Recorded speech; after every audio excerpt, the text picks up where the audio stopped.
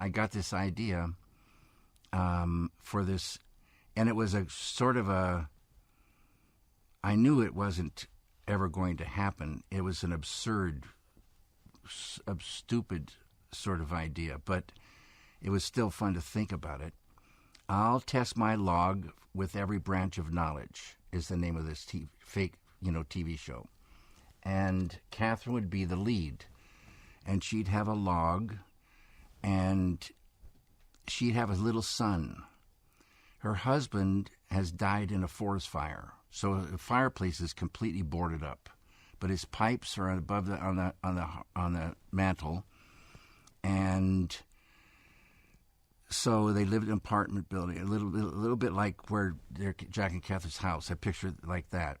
And each week, she would take her son and her log to some specialist in some field or another. And the first one was going to be to a dentist. And they put the log in the dental chair, and the dentist would put the little bib on the log and then pretend the log had teeth.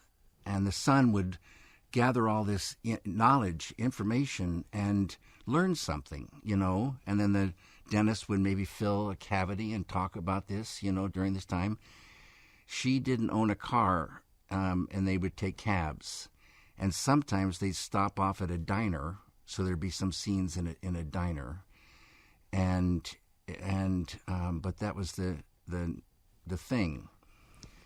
So obviously that never happened. But when we were shooting the pilot of Twin Peaks, I knew that this scene was coming up in the sort of city hall with the mayor and Agent Cooper and Sheriff Truman addressing them about this, murder, and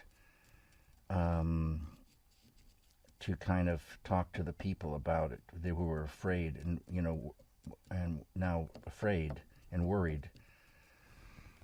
So I thought, okay, Catherine should be in this. And I called her and asked her if she wanted to do this. I said, all you're going to do is stand by the back of the room and flip the switches, hold the log and flip the switches off and on. And she was game to do that. But who knows how it happens. But she became the log lady.